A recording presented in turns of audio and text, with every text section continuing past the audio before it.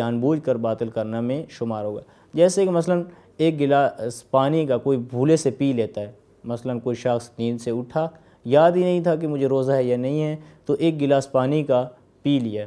اب جب پانی پی لیا تو یاد آیا کہ وہ مجھے تو روزہ تھا، تو میں نے پانی پی لیا۔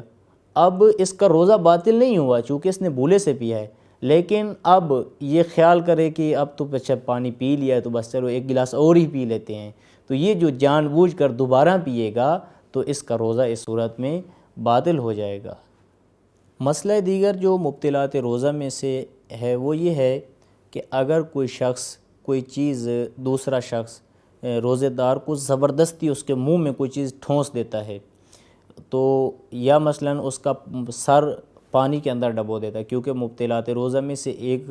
مبطل یہ ہے کہ مکمل سر کو پانی کے اندر ڈبونا۔ اب مکمل سر کو اگر کوئی پانی کے اندر ڈبوتا ہے تو اس سے روزہ باطل ہوتا ہے۔ اب کوئی دوسرا شخص کسی کا سر زبردستی پکڑ کر پانی کے اندر دھکیل دیتا ہے، ڈبو دیتا ہے، یا کوئی چیز کھانے والی یا نہ کھانے کوئی اس کے منہ میں زبردستی ڈالتا ہے، اس کو نگلنے کے لیے کہتا ہے، منہ میں ڈال دیتا ہے، تو اس صورت میں وہ اگر کرتا ہے نگل لیتا ہے روزے دار، یا اس روزے دار کا زبردستی کوئی سر پانی کے اندر دبا دیتا ہے، تو اس روزے دار کا روزہ باطل نہیں ہوگا۔ ہاں اگر کوئی شخص دوسرا کسی روزے دار کو کوئی چیز دے اور اس کو مجبور کرے کہ خود یہ کھا، مثلا یہ جو کھانے کی چیز ہے یہ خود کھاؤ، نہیں تو میں آپ کو مثلا نقصان پہنچاؤں گا، مالی نقصان پہنچاؤں گا یا جانی نقصان پہنچاؤں گا، خود اس کے منہ میں دیتا نہیں ہے، منہ میں یعنی ٹھونستا نہیں ہے، بلکہ اس کو کہتا ہے کہ یہ اٹھا کے خود کھاؤ۔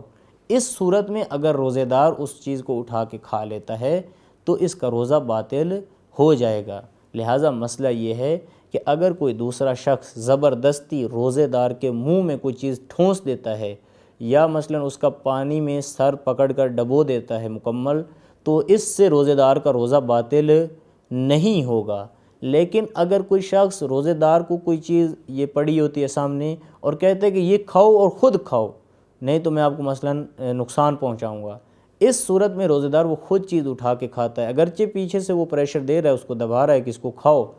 لیکن روزے دار اس کو خود اٹھا کے کھاتا ہے، تو اس صورت میں اس کا روزہ باطل ہو جائے گا۔ پہلی صورت میں کہ وہ اس کے منہ میں ڈال دیتا ہے، اس کو دباتا ہے کہ اس کو کھاؤ، تو اس صورت میں روزہ باطل نہیں ہوتا، لیکن دوسری صورت میں جب اس کو کہتا ہے کہ اٹھا کے کھاؤ، یہ روزے دار خود اٹھا کے اس کو کھاتا ہے، تو اس کا روزہ باطل ہو جائے گا۔ مسئلہ دیگر جو روزے دار سے متعلق ہے وہ یہ ہے کہ روزے دار کو یعنی جو حالت روزہ میں ہیں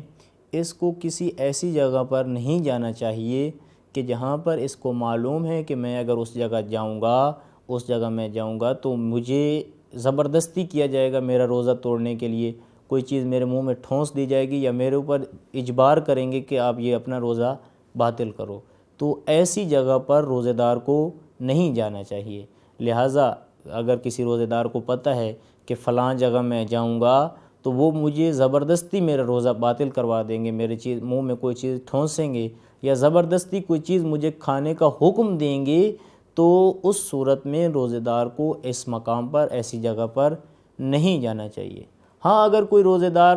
جاتا ہے پھر اس کو کوئی چیز نہیں کھلاتا، اس کو پتہ تھا، تو پھر اس صورت میں اس کا روزہ باطل نہیں ہوگا، لیکن اس روزے دار کو ایسی جگہ جانے سے پرہیز و اجتناب کرنی چاہیے۔ یہ تھے مبطلات روزہ کے متعلق چند احکام اور مکروہات روزہ جو آپ کی خدمت میں بیان کیے۔ انشاءاللہ آئندہ دیگر احکام روزہ کے ساتھ آپ کی خدمت میں حاضر ہوں گے۔ والسلام علیکم ورحمۃ اللہ وبرکاتہ۔